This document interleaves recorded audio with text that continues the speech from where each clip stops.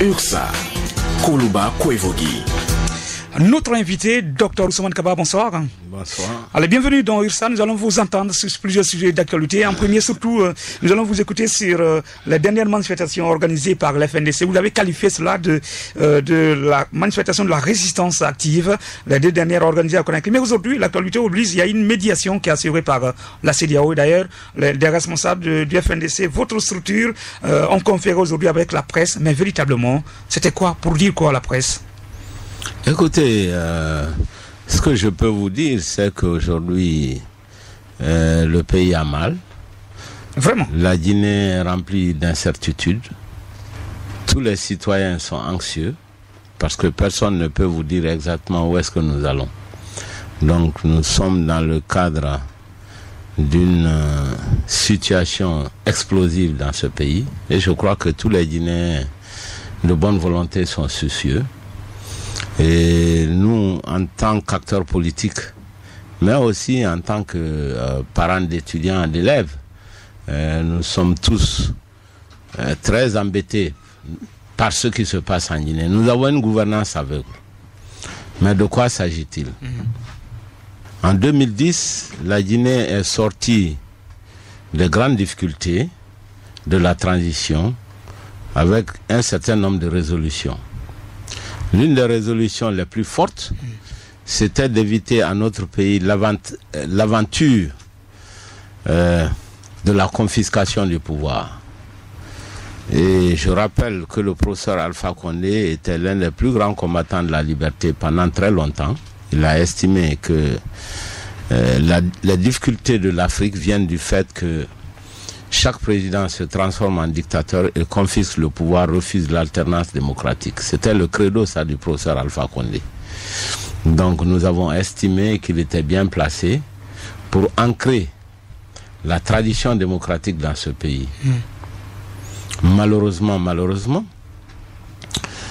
à la fin de ces 10 ans, pratiquement, il se lève un matin et dit « Moi, je ne suis plus d'accord sur le jeu démocratique qui m'a amené moi-même au pouvoir. Je veux changer la constitution, je veux me maintenir président à vie. » Voilà ce qu'il a dit, voilà ce qu'il fait. Et à partir de ce moment, le pays est déstabilisé, puisque logiquement, les partis d'opposition, tous les grands partis se sont coalisés pour dire non. Et tous les citoyens de bonne volonté, c'est pour ça que le FNDC a été créé, pour défendre la Constitution et pour défendre le principe de l'alternance démocratique. Oui, mais qu'est-ce qui prouve que véritablement la démarche du président est antidémocratique, le fait de vouloir changer la Constitution? Parce qu'il a dit au compte de sa dernière sortie médiatique, une interview accordée à certains médias étrangers, qu'en réalité, que la Constitution guinéenne qu'il est en train d'élaborer, ou tout au moins la Guinée sera dotée, c'est pour répondre aux aspirations du monde moderne. Et là, ce n'est pas un fait propre à la Guinée. Dans le cadre de la sous-région, il y a eu d'autres présidents qui ont voulu faire comme lui, ou alors qui ont fait comme lui. Vous êtes en train de dire beaucoup de choses à la fois. Non, je attendez, attendez. On va aller étape par étape. Il y a un argument qui le reprend tout le temps: il faut moderniser la Constitution, il faut que les femmes aient plus de place, et il faut que les candidats indépendants soient là, etc. etc. Tout ça, c'est bien. Je ne dis pas que c'est pas bon, c'est une bonne chose. Mais la vérité est qu'on pourrait faire tout ça dans le cadre des modifications de la Constitution qui existent. Première chose. Deuxième chose, le fait de dire « Ah, les autres ont fait ça, pourquoi pas moi ?» C'est comme si aujourd'hui vous prenez un voleur dans votre maison et qu'il vous dise « Attention, pourquoi vous voulez me sanctionner? Hier, quelqu'un a volé à Kindia, l'autre jour, quelqu'un a volé à Labé, pourquoi moi, le nouveau voleur, vous pouvez me prendre ?» Ça n'a absolument aucun sens. Faisons le bien. Et c'est le sacrifice de la Guinée qui veut que l'on ait un régime démocratique. Ce n'est pas à lui de mettre en cause cette alternance démocratique sous prétexte qu'on l'a fait ailleurs. La jeunesse guinéenne d'aujourd'hui n'est pas prête à accepter le recul démocratique et le retour en arrière. Voilà. Donc, dire... Et en plus, je le dis tout le temps, que ce n'est même pas un débat autour de la Constitution. Pour vous, le débat, c'est autour de quoi? C'est autour du 3e mandat, évidemment. Parce que si c'était la Constitution, si le président de la République était sérieux pour dire je veux modifier la Constitution, je veux que cette Constitution soit approuvée par le peuple de Guinée, il n'avait qu'à dire je vous propose à tous les acteurs politiques la nouvelle Constitution, mais moi je ne suis pas candidat. En ce moment, tout le monde va faire la nouvelle Constitution, on va tous discuter, et puis on va essayer de faire adapter par le peuple de Guinée. Là, ce serait un débat constitutionnel. Mais il ne faut pas qu'il se serve de la Constitution pour dire moi je suis président, je reste président à vie. Alors pour tout le reste, c'est des histoires. Pour l'instant, il ne l'a pas dit. Hein. Arrêtez. Qu'est-ce qu'il n'a pas dit? Il a passé son temps à le dire. Dis donc, lors de sa dernière interview, qu'est-ce qu'il a dit? Il a dit je pourrais être représenté. Si le parti l'a demandé. Oui, alors, le destin de la Guinée ne dépend pas d'un parti politique, fut-il le RPG. C'est pas au RPG de dire si il doit y avoir un président à vie. C'est quelle foutaise ça. Il ne faut pas nous raconter des histoires. Docteur Ousmane Kaba, président Soyons du PADES, sérieux dans ce pays. Donc, notre regard sur l'actualité. Vous devez d'ailleurs avoir l'opportunité, les auditeurs, de lui poser la question sur le 628 99 99 95. Vous réagissez sur ce numéro en envoyant des messages, poser des questions à notre invité, docteur Ousmane Kaba, président du PADES, ou tout au moins commenter l'actualité avec nous. Nous ferons lecture de vos différentes réactions et analyses dans cette émission. Alors, déjà, après cette rencontre aujourd'hui, d'ailleurs, vous l'avez évoqué à l'entame de cette émission, vous avez une autre rencontre avec ces responsables de la CEDEAO dans la soirée, mais déjà dans le week-end, cette communication faite par le ministre guinéen de l'énergie alimente aujourd'hui le débat sur la question. Nous allons davantage revenir, mais le couplage des élections, est-ce qu'on est en train, le président de passer des démarches en train d'emballer tout le monde déjà? Ça n'emballe personne. Le président, il a toujours été prévisible. Lorsque le PADES a dit nous n'allons pas aux élections législatives, nous avons dit c'est parce qu'il n'a aucune envie d'organiser des élections législatives. C'est de la comédie et qui va coupler avec le référendum. Ça n'a pas raté. Donc c'est un homme qui est très prévisible. Il ne faut pas dire qu'il trompe qui que ce soit, il ne peut tromper personne parce qu'on le connaît suffisamment bien. On savait bien que toute cette gymnastique avait juste pour but d'y coller un référendum soi-disant constitutionnel qui a en réalité la volonté de se maintenir au pouvoir, faire une présidence à vie, c'est tout. Donc, et l'autre question, quand vous parlez du ministre qui dit que la Guinée est le 4e exportateur. Fait partie désormais des 4e pays exportateurs d'énergie. Bah alors, ça me donne envie de rire. Est-ce que nous sommes au théâtre? Si c'était le cas, nous allions vraiment rire parce que c'est de la comédie. Malheureusement, c'est une comédie qui est tragique parce que ça renforce, ça shape, comme on dit, le destin de tout un pays. Donc c'est une comédie de mauvais goût. Comment voulez-vous, dans un pays où tout le monde dort dans l'obscurité, se mettre à raconter des histoires soi-disant que vous allez exporter de l'énergie aux pays qui ont déjà plus d'énergie que vous? Alors, ça me rappelle, mais ce n'est pas sa première comédie. Lorsque j'étais député à l'Assemblée nationale, je me souviens de ce projet qui est passé devant les députés, où l'on racontait qu'il fallait raccorder la Guinée, au Mali, au Sénégal, à tous les pays dans le cadre du réseau ouest africain d'électricité. Mais la question que j'avais posée à l'époque, c'était de dire, bon, écoutez, on va nous raccorder au Mali, qui suffit à peine, qui donne à peine l'électricité aux Maliens. Je rappelle que c'est Bamako qui a éclairé, une bonne partie du Mali aussi est dans l'obscurité. Nous sommes dans une obscurité totale, surtout en Haute-Guinée. Alors, si on raccorde ces deux régions, est-ce que c'est pour se partager l'électricité ou l'obscurité? Voilà, ça n'a absolument aucun sens. Malheureusement, nous avons un ministre de l'énergie vraiment qui est comique, qui raconte du n'importe quoi depuis toujours. Ce n'est même pas sa première fois, parce que je me souviens qu'il a dit que c'est à cause des sorciers qu'on n'a pas d'électricité.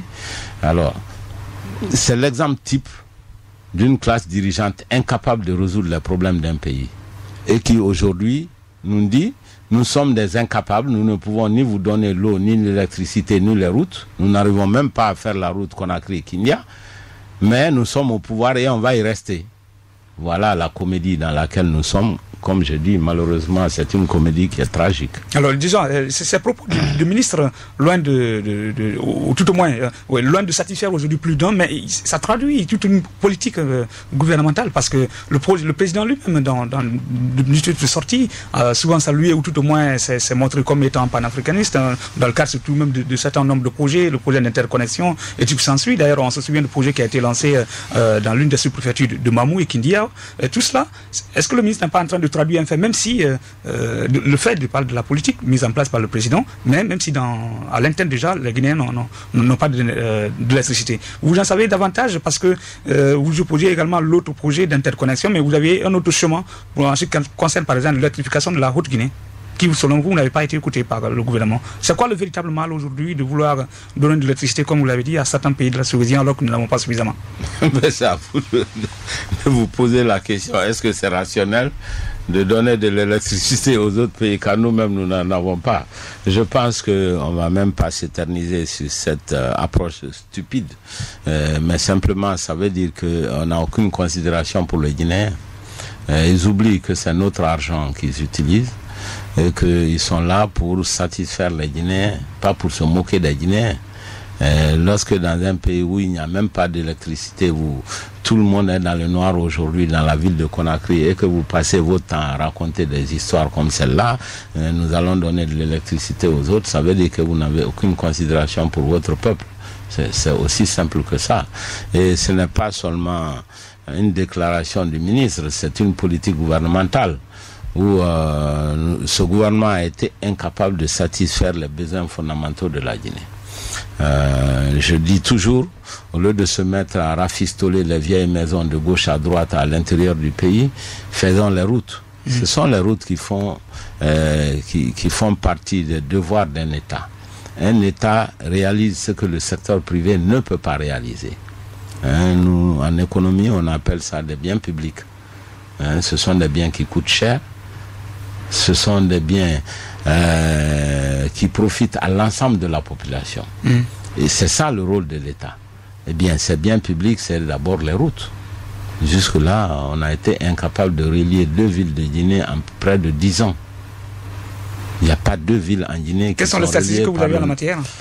On n'a pas besoin de statistiques. Moi, je vous dis qu'on n'a pas encore relié 2 villes guinéennes avec du bon goudron depuis 10 ans.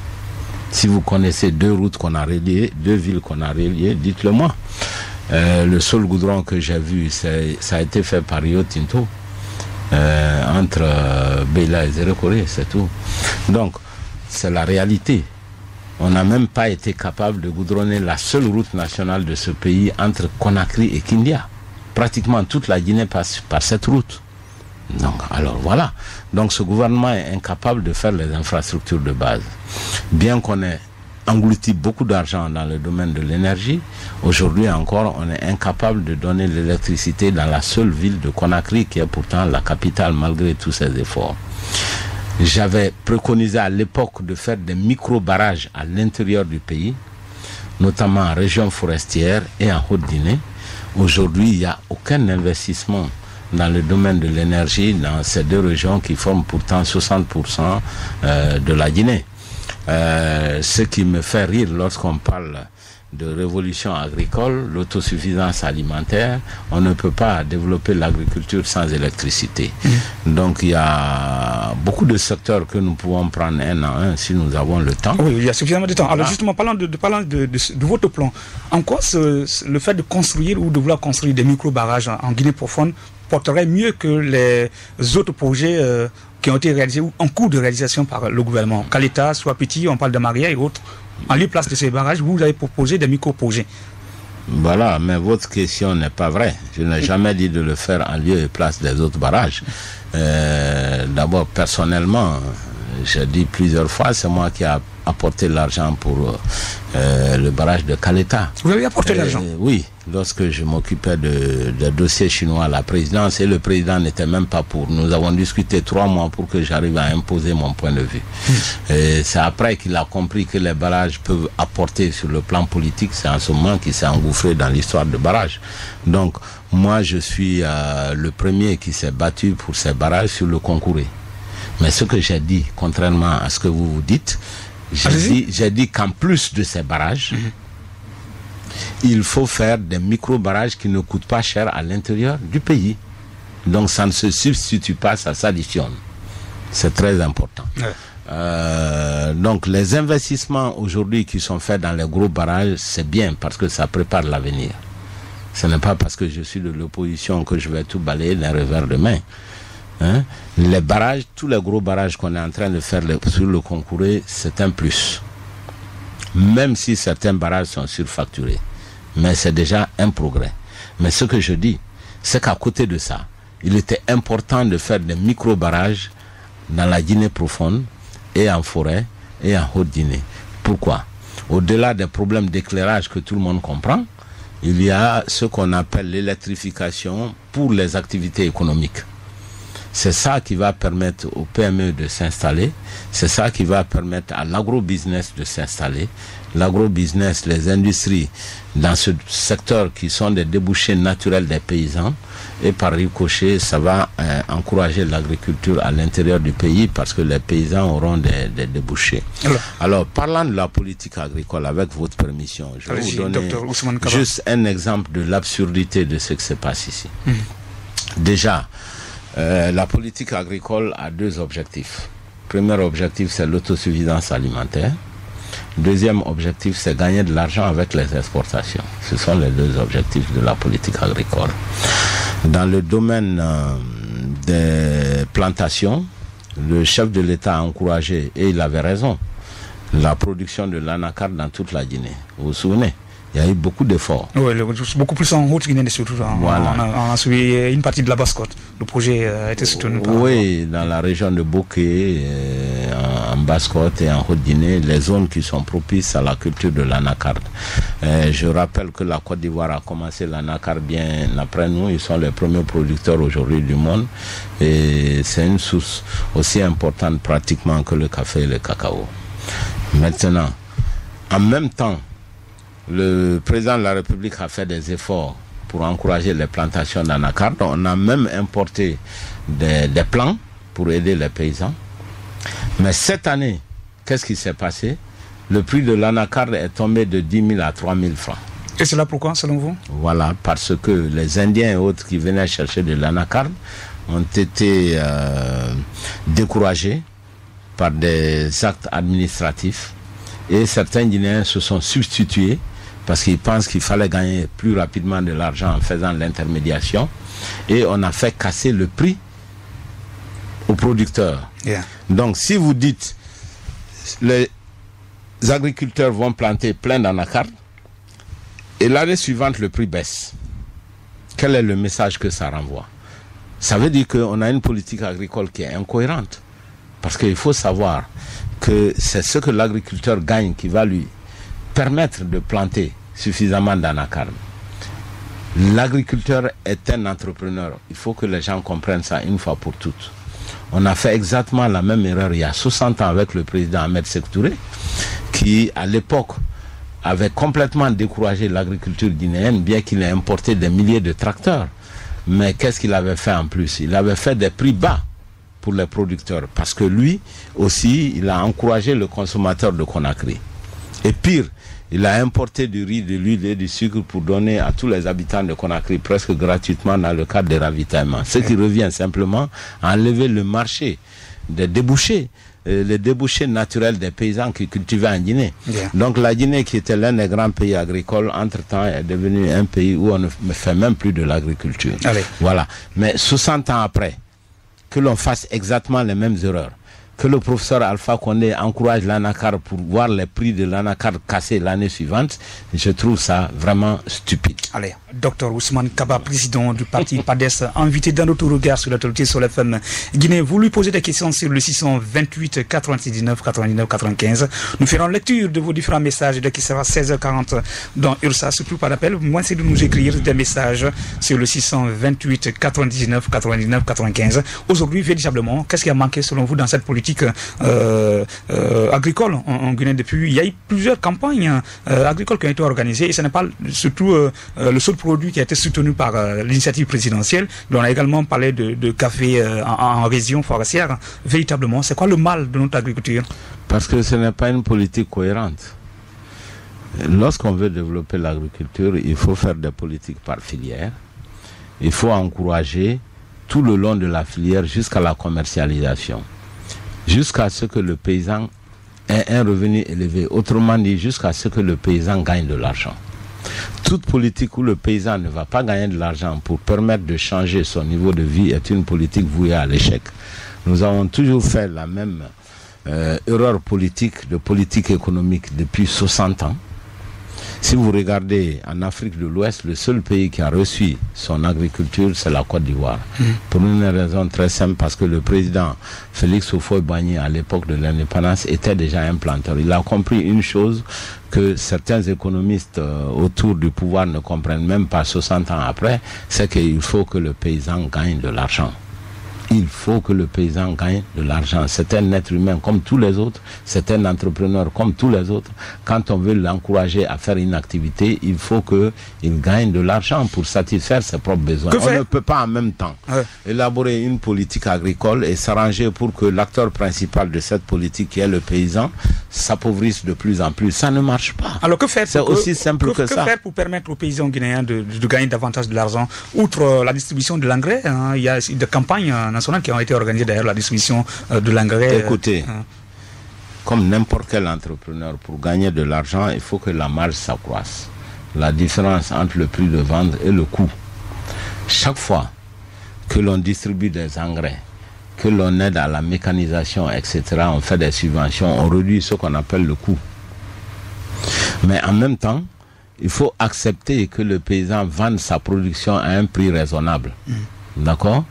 Mais si vous faites baisser le prix de vente du riz pour le paysan, mais qui est prix d'achat pour le consommateur, parce que là encore, une fois, il faut savoir qu'il y a un arbitrage entre le producteur et le consommateur.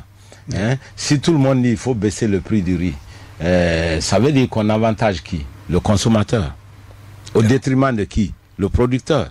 Donc il faut faire très attention. Alors, il faut trouver un prix optimal qui puisse permettre au consommateur d'avoir pour son pouvoir d'achat, mais qui puisse aussi permettre au producteur de rentrer dans ses frais et de gagner de l'argent. Voilà. Allez, merci. Franchement, on va changer de sujet. Outre avec vous, Dr Ousmane Kaba, je rappelle encore une fois que vous êtes le président du parti PADES, invité dans notre regard sur l'actualité. Alors, je dois dire juste pour terminer cette partie, excusez-moi.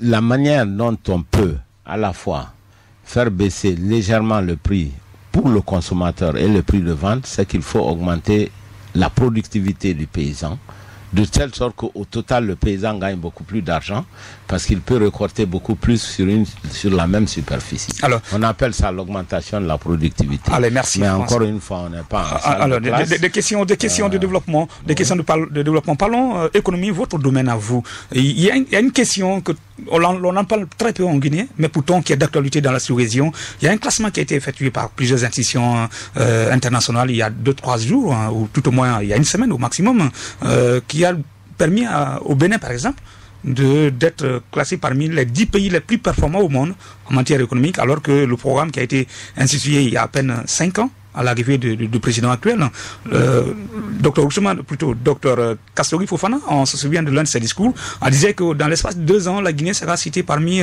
les pays les plus émergents dans la sous-région. Aujourd'hui, dans ce classement, la Guinée fait partie du 23e pays, la Guinée fait partie des 23e pays les plus pauvres au monde. Pour vous, cela peut s'expliquer par quoi? Je crois que... Non, mais ça me fait rire. Pourtant, c'est une question cruciale. Au-delà de parler politique, mais c'est aussi important parce qu'on parle de la vie des Guinéens. Écoutez, quand on parle d'émergence, il faut savoir ce que l'on dit. Émerger, c'est sortir d'eux. On émerge de l'eau, on sort de l'eau. L'émergence, c'est sortir de la pauvreté. Est-ce que vous pensez réellement que la Guinée est en train de sortir de la pauvreté? Je ne le crois pas du tout. Le Premier ministre Kastori peut raconter ce qu'il veut. S'il pense que c'est une histoire de 2 ans ou de 5 ans pour qu'il n'y ait plus de Guinéens pauvres, moi ça me fait rire. C'est pas comme ça l'économie marche. Ce n'est pas la prière, nous ne sommes pas à la mosquée de Dapompa ou bien de Yimbaya, où on peut raconter ce qu'on veut à Dieu. Ce n'est pas des prières. Il faut faire de la politique économique pour qu'un pays s'en sorte. Voilà. Et pour qu'un pays s'en sorte, il y a les leviers de la prospérité du pays. Il faut développer les secteurs porteurs de croissance. Non seulement porteurs de croissance, mais de croissance inclusive.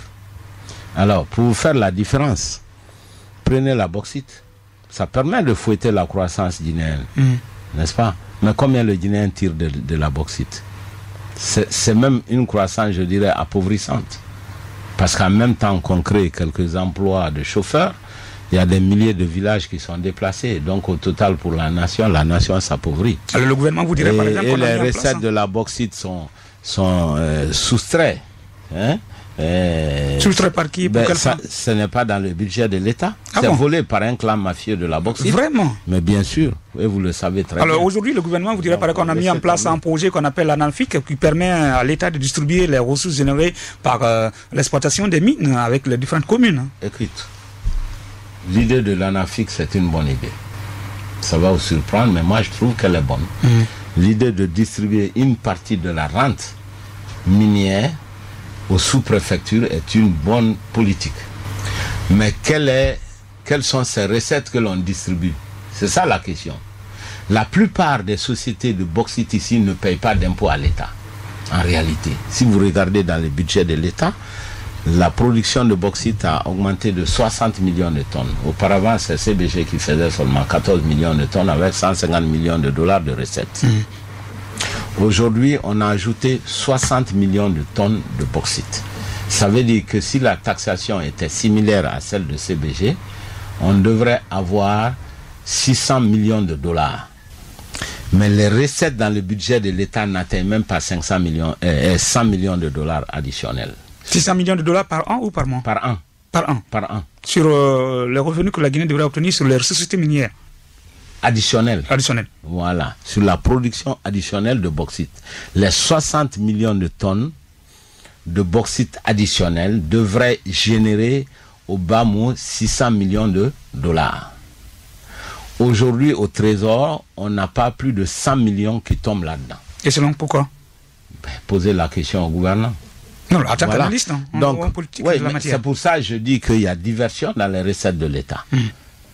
Et ce montant correspond au minimum à plus de 500 km de bonnes routes goudronnées. Depuis 3 ans, on aurait déjà 1500 km de routes goudronnées juste avec la bauxite si les taxes rentraient dans les caisses de l'État et qu'on prenait cet argent pour faire les routes. Aujourd'hui, nous sommes incapables de faire juste la route Conakry-Kenya. Où va l'argent? Cette route est déjà en chantier avec le financement obtenu par les 2 milliards, plutôt, le 21 milliards obtenus avec les Chinois, de dollars obtenus avec les Chinois. Le projet est déjà en route. Ou ça ne vous rassure pas davantage? Vous avez obtenu 21 milliards avec les Chinois quand? C'est des intentions de financement. À l'époque, je vous ai expliqué. C'est moi qui m'occupais du dossier chinois. Donc, je connais très bien de quoi. Vous étiez le ministre conseiller à la présidence chargée de la relation on n'a jamais eu 21 milliards de dollars avec la Chine. C'était combien? Pourtant, on nous a parlé de ça, non? C'est pas vrai. On n'a jamais eu ça. Ce n'est que des intentions de financement. Ce ne sont même pas des financements disponibles. On a dit simplement que si la Guinée donne beaucoup de ressources minières à la Chine, et que l'ensemble des impôts et taxes que la Chine doit payer à la Guinée, on pourrait faire jusqu'à hauteur de 21 milliards. C'est tout. Mais ce n'est pas fait. Il n'y a que quelques petits projets qui sont en place. Malgré que la Guinée est en train d'exporter massivement de la bauxite en Chine et dans les autres pays, je dis encore une fois, les recettes de la bauxite ne vont pas au trésor de la Guinée. Tiens, franchement, Dr Ousmane Kaba, président du PADES, le Parti de l'Espoir de la Démocratie, franchement, invité dans ton regard sur l'actualité sur la FM Guinée. Continuez à nous écrire déjà beaucoup de messages sur le 628 99 89 95. Vous lui posez des questions ou alors commentez l'actualité avec nous. Nous ferons lecture de vos différentes réactions et prises de position dans cette émission URSA. Aujourd'hui, parlons des routes, justement. Vous avez déjà abordé le sujet. Plusieurs projets ont été lancés. Le cas surtout de la route Kindia, Mahmoud Dabola et autres. Ce projet s'inscrit dans ce cadre. Il y a également l'autre, le tronçon Kissidou-Gekedou, on parle de PK18 qui est actuellement en projet, et à Conakry également il y a des giratoires qui sont en travaux. Tout cela vous inspire quoi véritablement? Écoute, ça m'inspire que simplement le gouvernement veut bien faire, mais c'est trop tard. Trop tard. Est-ce qu'on est toujours en retard par rapport à une activité à réaliser? Écoutez, ce qu'il n'a pas fait pendant 9 ans, c'est pas la dernière année qu'on va le faire. Mais en quoi c'est mauvais de le faire maintenant? Qui t'a dit que c'est mauvais? Oui, mais vous dites que c'est en retard. Non, mais en retard, ça ne veut pas dire que c'est mauvais. Alors, le retard. Ne transformez pas ce que je dis. Alors, le retard, justement, quand vous dites que... Je dis que chaque fois qu'on fait nos routes, c'est une bonne action. C'est ce que je vous ai dit. Mais je dis maintenant, lui, son temps est terminé. Ah bon? Le prochain président va faire des bonnes routes. Est-ce parce qu'il doit attendre? Est-ce que ça nous reste encore quelques temps? Il n'a pas eu la capacité de le faire pendant 9 ans. Ce n'est pas la dernière année qu'il va faire tout ça. Les détracteurs de l'opposition disent que vous l'avez empêché, le président, de travailler. Alors, cela fait allusion à la sortie l'une des sorties du gouverneur, l'ancien gouverneur de Farana. Autant de fois que l'opposition a empêché le président de travailler, nous allons accorder le nombre d'années au président Alpha Condé. Ça vous dit quoi? Filan Traoré. Écoutez, c'est comme si vous avez 2 équipes de football, hein, qui correspondent à un pouvoir et une opposition. Tous les autres pouvoirs qui arrivent à faire du progrès, tel qu'en Côte d'Ivoire, il y a toujours une opposition. On parle de 150... La présence de l'opposition ne doit pas justifier l'incapacité d'un gouvernement à réaliser ses objectifs. Voilà. Hein? Si vous dites non, je n'ai pas marqué beaucoup de buts parce qu'il y a une équipe en face de moi, qu'est-ce que vous voulez? Qu'on vous donne les bois vides et puis vous allez marquer autant de buts que vous voulez? Ça ne veut rien dire. Donc on ne peut pas dire que c'est parce qu'il y a une opposition que moi je n'arrive pas à faire mes objectifs. Si tu ne peux pas le faire, c'est que tu n'es pas capable de le faire. Donc laisse la place à d'autres personnes qui seront capables de le faire. Ce qui est inacceptable, c'est d'être incapable de réaliser les objectifs et de dire je m'y accroche. Ça n'a pas de sens. Allez, franchement, merci de nous écrire davantage sur le 628 99 99 95 pour réagir sur l'actualité et poser des questions à notre invité, Dr Ousmane Kaba, président du PADES. Parlons de questions de développement économique, déjà dans le domaine de différentes sorties de manifestations, de développement, de sécurité.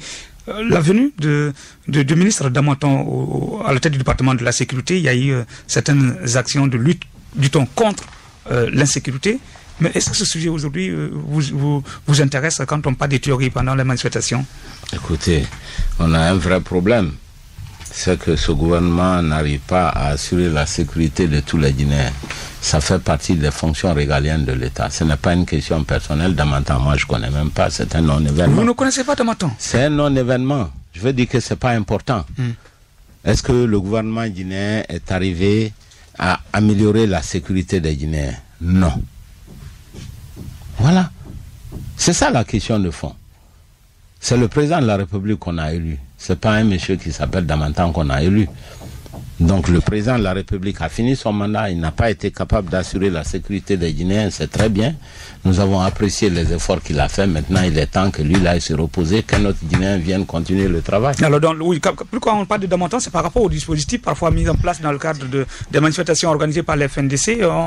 On vous empêche de manifester normalement par endroit, même pendant les manifestations. Ce n'est pas Damanton seulement, ça a toujours été le cas. Rien n'a changé. Moi, je ne vois pas ce qui a changé. Parce que oui, ces dispositifs sont mis en place pour répondre du temps à vos prises de position. Le gouvernement a toujours été un gouvernement qui a empêché l'expression de la liberté d'expression. Voilà. Dans tous les pays, il y a des manifestations politiques, tous les pays soi-disant démocratiques en tout cas. Mais il n'y a jamais de manifestation aussi sanglante qu'en Guinée, ce qui n'est pas normal. Ça fait des années que l'on demande au gouvernement de nous montrer les coupables. Jusqu'à présent, on n'a pas trouvé de coupables pour les délits de crimes lors des manifestations. Mais nous connaissons le responsable, c'est le gouvernement. Pour vous, c'est le gouvernement qui est responsable? C'est pas pour nous, c'est parce que c'est le gouvernement qui est responsable de la sécurité de tous les citoyens. Je te dis encore une fois que c'est la fonction régalienne de l'État. Bien. On n'a pas trouvé de coupable, mais on connaît le responsable. Alors, parlons des questions qui fâchent, qui vous tous, quand je dis vous, les partis de l'opposition. Nous ferons tout pour empêcher la tenue des législatives. Aujourd'hui, il y a plusieurs cartes d'électeurs qui sont détruites dans certains quartiers de Conakry. C'est le cas de Koloma, Géré-Corée. Est-ce que c'est ce qui veut dire comment vous analysez ces différentes destructions? Est-ce que c'est ce qui sous-entend votre prise de position, nous faire contre ou empêcher? Écoutez, que ce soit la destruction des cartes électorales, que ce soit les incendies, les CEPI, ou tout ce qui est violence n'est pas partagé par le PADES. Nous avons toujours dit qu'il faut empêcher par des actions pacifiques et légales les élections à venir. Donc la violence, où qu'elle se situe, que ce soit au niveau du gouvernement, que ce soit au niveau de l'opposition, c'est une violence qui est toujours à condamner. La violence n'a jamais fait progresser un pays. Mais la première violence, ne l'oubliez jamais, c'est le président de la République qui a dit « Je suis président et je reste président. Je fais fi de notre constitution et je m'installe président à vie. » C'est le premier acte de la violence. Alors aujourd'hui, si vous dénoncez ces cas de destruction des cartes d'électeurs, pour vous, quelle est cette stratégie par laquelle vous allez empêcher cette élection? Ça n'a pas été les consignes données au niveau du PADES. D'ailleurs, nous avons toujours dit à tous nos militants de retirer les cartes d'électeurs, mais de boycotter l'élection. Voilà. Et nous disons toujours à tout le monde la résistance pacifique. C'est ce que nous allons faire mercredi, c'est ce que nous allons faire jeudi, on l'a fait depuis plusieurs mois. Le mercredi, nous sommes sortis déjà plusieurs fois faire des marches pacifiques. On nous a envoyé des gaz à Bessia, j'y étais de la marche, alors que nous étions loin de l'itinéraire qui était interdite. Donc ça veut dire simplement que c'est les actions de violence qui émanent aussi du gouvernement, beaucoup plus encore que de l'opposition. Voilà. Allez, on va marquer la pause et on revient pour lire le message de certains de nos auditeurs. Déjà, beaucoup plus de réactions sur le 628 99 99 95. Des questions à poser à notre invité, Dr Ousmane Kaba. Je rappelle qu'il est le président du parti PADES. URSA, Koulouba Kouevogi. Alors, l'autre première question. Bonsoir, messieurs. C'est Alcélie Chérif Touré depuis Koya. Dites à Dr Ousmane que je l'admire beaucoup, l'inconditionnel. Je voudrais tout simplement savoir comment lui rencontre toutes ces difficultés. Déjà, quelles sont les difficultés qu'on rencontre du côté de l'opposition? Mais dites-nous véritablement, qu'est-ce qui pourrait expliquer aujourd'hui le divorce entre Dr Ousmane Kaba et le président Alpha Condé? On sait qu'il a soutenu il y a bien des années. Écoutez, c'est une question à laquelle j'ai répondu plusieurs fois. La difficulté pour les gens, c'est parce que beaucoup de personnes voient toujours des divergences personnelles entre les gens. Malheureusement, c'est un peu la tradition en Guinée. Je suis d'accord avec le président quand ça m'arrange. Quand mon intérêt personnel est blasé, je me mets du côté de l'opposition. Ça n'a jamais été mon cas. J'ai collaboré pendant de longues années avec le président de la République. Nous avions les mêmes divergences lorsque j'étais à l'intérieur du pouvoir et je l'exprimais exactement de la même manière. Voilà. Ça me rappelle parce que nous avons parlé tout de suite d'agriculture. Lorsque j'étais à la présidence de la République, je n'étais pas souvent d'accord avec le président de la République sur les questions agricoles. Et je les exprimais. Nous avions des contradictions très fortes d'ailleurs. Donc tout ce que moi j'ai fait, je l'ai fait quand j'étais dans le pouvoir. Lorsque le président de la République s'en est pris à une ethnie ici, notamment les Malinké, je suis sorti à la télévision, je l'ai écrit pour dire je ne peux pas être d'accord avec vous, je ne vous accompagnerai pas sur cette voie. J'étais encore dans le pouvoir. Nous avons eu des divergences au niveau de la politique énergétique, parce que j'ai estimé qu'il faut absolument faire en plus des gros barrages, en plus. Pas moins. En plus des gros barrages, il faut faire des micro-barrages. Là aussi, on a eu beaucoup de divergences. Dans le domaine agricole, on a eu des divergences parce que j'ai dit qu'il faut être attentif à la rémunération du paysan au lieu d'être attentif uniquement aux desiderata du consommateur urbain. Voilà les sources de divergence. Donc c'est à cause de ces choses que nous nous sommes éloignés. Donc je ne partageais plus un certain nombre de valeurs avec le président de la République et j'ai pris mes distances. Mais encore une fois, ça n'a absolument rien de personnel. C'est la raison pour laquelle ils m'ont demandé de rentrer dans le gouvernement. Comme ministre des Finances, j'ai en fait refusé parce que le président de la République a exigé encore, en plus du Parti Plus, que j'apporte encore dans le panier de la dans le panier de la mariée, que j'apporte le Parti PADES. J'ai dit, il n'est pas question. Depuis la création de votre parti, vous avez été sollicité. Mais bien sûr, j'ai dit non. Voilà, c'est pour les mêmes raisons de principe que j'ai démissionné de l'Assemblée nationale quand j'ai estimé que notre mandat était terminé. Malheureusement, l'opposition a eu tort de ne pas me suivre. Ça nous fragilise encore aujourd'hui. Bien. Voilà. Allez, docteur Ousmane Kaba, l'autre message, Moussa Safran. Docteur Ousmane Kaba est un homme d'État qui a une vision de développement pointue de son pays. Sa rentrée fracassante dans la classe politique a considérablement permis aujourd'hui d'élever le niveau du débat politique en Guinée. Contrairement aux leaders politiques traditionnels, docteur Ousmane Kaba, dans ses débats politiques, il fait des propositions concrètes aux décideurs politiques tout en expliquant leur dérapage afin qu'ils puissent se rétracter dans l'avenir. C'est l'unique homme de la situation aujourd'hui. Je crois que c'est l'un de vos admirateurs, l'autre qui réagit. Bonsoir, c'est Gazé d'Africa. Le peuple de Guinée est désormais convaincu que Dr Ousmane Kaba est l'homme de la situation, de la solution à travers son investissement. Des investissements colossaux montrent sa insuffisance, notamment dans l'éducation, l'agriculture, l'élevage, la santé d'ailleurs. Le peuple a tout un problème économique qu'il faille aujourd'hui régler. Véritablement, nous soutenons Dr Ousmane Kaba à Moulanfé. L'autre dit ceci. Bonsoir, ma radio, c'est Abouakar Bigop Kaba. Aujourd'hui, nous avons une triste réalité, c'est-à-dire avoir des affairistes au plus haut sommet de l'État. Alors, pour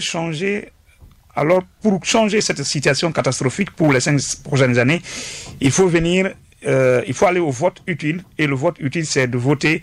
Je crois que ce sont des messages de militantisme qu'on va pas lire tout de même dans cette émission. Alors, il faut voter pour le parti présidé par le leader. Alors, l'autre qui enchaîne. Bonsoir, M. Kaba. Est-ce que vous regrettez d'avoir soutenu Alpha Condé tout en mettant les moyens financiers pour lui aujourd'hui? Il est votre pire ennemi. C'est Pati Bari de Kobaya. C'est un auditeur fidèle à Irsa. D'abord, je ne le considère pas comme mon pire ennemi. Moi, je n'ai pas d'ennemi en politique. C'est des adversaires politiques lorsqu'on ne s'entend pas, évidemment. Et nous avons des divergences de point de vue sur comment faire le développement économique de la Guinée et sur un certain nombre de valeurs. Bon, ceci dit, c'est un grand frère, c'est pas un ennemi. Moi, je ne prends pas ça. Les problèmes politiques, encore une fois, moi, je ne les place jamais au niveau individuel.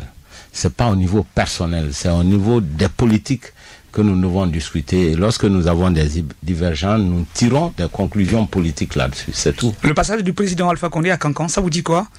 Il y a 7 ans, il a parlé de la communauté également, des cadres de sa communauté qui est en Haute-Guinée, qui ont tout ceci. Le message, lorsqu'il a fait de paraphraser.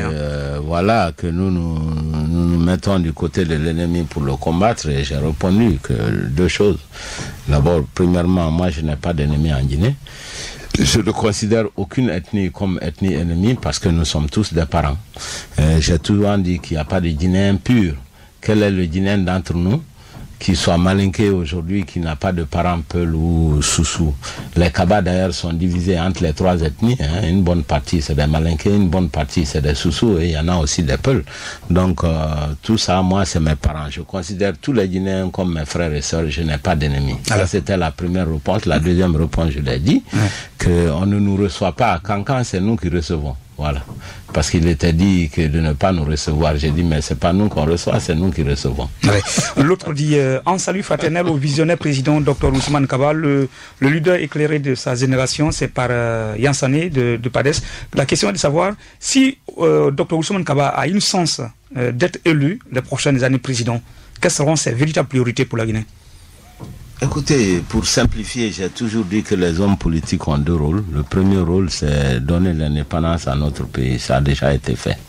Le second rôle des hommes politiques, c'est de promouvoir le développement économique et social de notre pays. Moi, mon travail, c'est de développer la Guinée, faire le développement économique et social de ce pays. Et j'estime que tout homme politique qui n'a donné ni l'indépendance, ni le développement, ne mérite pas qu'on perde son temps avec. Alors, une question, les 2 questions se suivent. Bonsoir, sur l'FM, c'est Sadi Aliou de Sonfonia. Je salue votre invité. Ma question est la suivante. Dites-moi, monsieur le président, comment peut-on vous croire, car c'est exactement les mêmes promesses que les autres présidents font avant d'être élus? Oui, je suis d'accord avec vous parce que c'est la question fondamentale que beaucoup de Guinéens se posent. Généralement, ils disent, voilà, des gens qui disent les bonnes choses avant d'être élus et quand ils sont élus, ils changent. Autrement dit, ça pose le problème de la garantie des hommes politiques, la garantie de leur engagement. Et je dois dire en vérité qu'il n'y a absolument aucune garantie.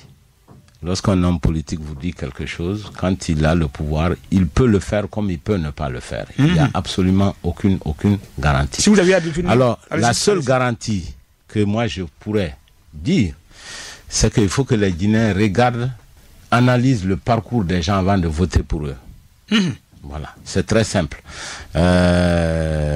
Et heureusement, parce que nous sommes sur le terrain, beaucoup de gens qui viennent au PADES, c'est à peu près ce qu'ils racontent. Ils disent, bon, la bonne question est ceci, lorsqu'on veut être président de la République, c'est de demander qu'est-ce que vous avez déjà fait pour le pays avant de vous présenter président de la République.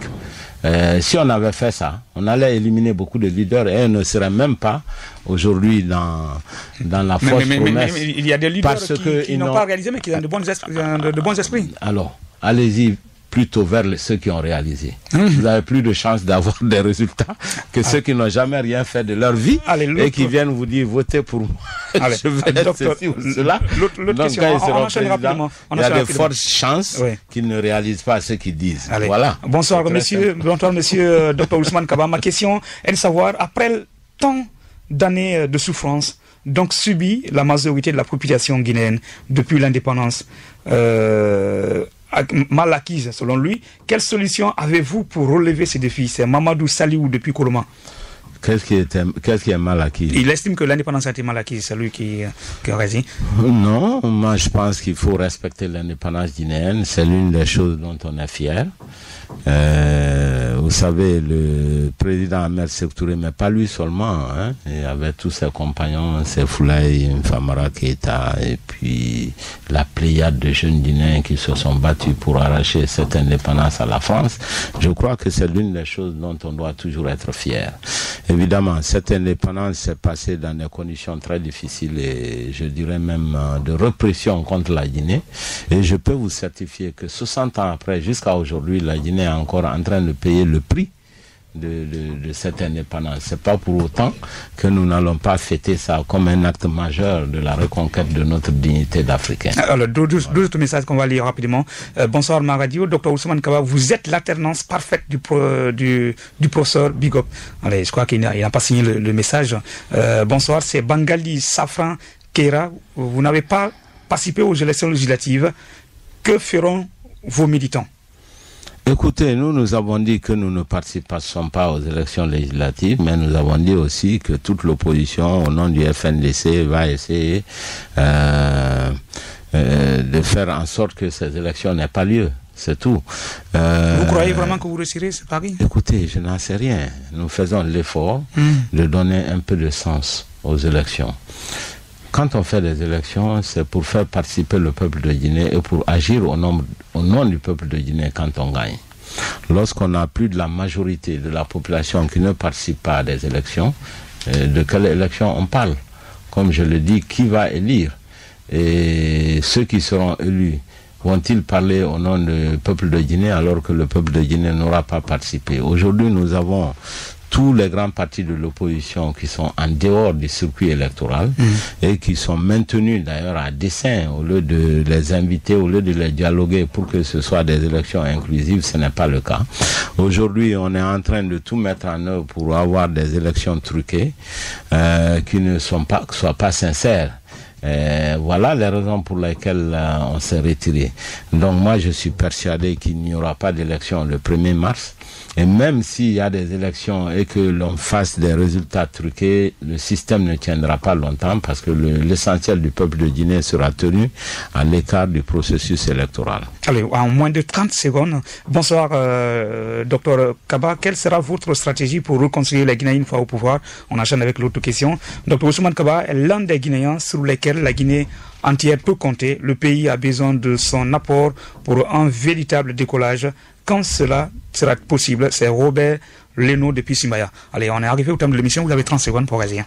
Écoutez, je pense que c'est le rôle des hommes politiques de promouvoir le développement économique et social. Ça, c'est notre métier.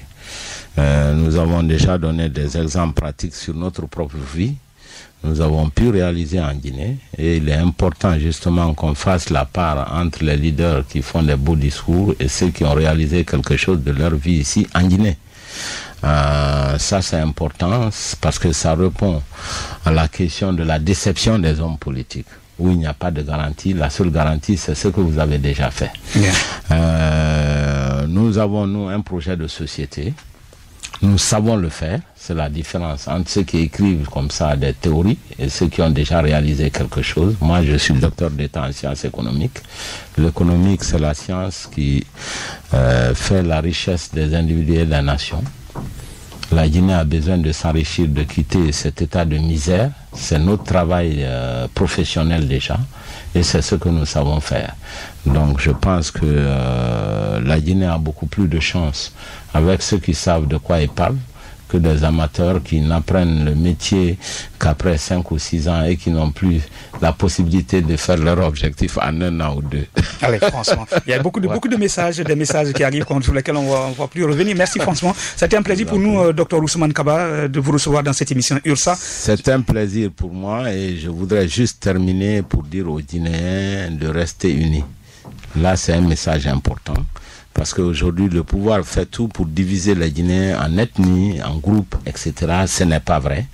La Guinée a des vrais défis, qui sont les défis d'infrastructure de route, qui sont surtout les défis de chômage de nos jeunes. Tous les jeunes sont au chômage. Le clan mafieux qui est en train de piller la Guinée autour du professeur Alpha Condé est un clan très uni. On y rencontre toutes les ethnies. Donc je demande que les Guinéens ne se laissent pas divertir par des faux problèmes ethniques qui en réalité n'existent pas. Le vrai problème, c'est qu'il y a des gens qui sont en train de piller la Guinée, il y a des gens qui s'accrochent au pouvoir, qui veulent pérenniser leur situation, et pour ce faire, ils essayent de monter les Guinéens les uns contre les autres. Allez. Ça c'est important, c'est un message important. Ouais. Il n'y a pas une région de la Guinée contre une autre, c'est faux. Merci. Voilà. Dr Ousmane Kaba. Merci à tous, franchement. Merci à Moussa qui a assuré la mise en œuvre de cette émission. Nous vous donnons rendez-vous pour demain, 16h03, sur nos antennes, pour recevoir également. Nous allons parler santé, pharmacie avec la grogne de l'Ordre national des pharmaciens dans cette émission. Merci. Au revoir. C'était URSA avec Koulouba Kouivogui.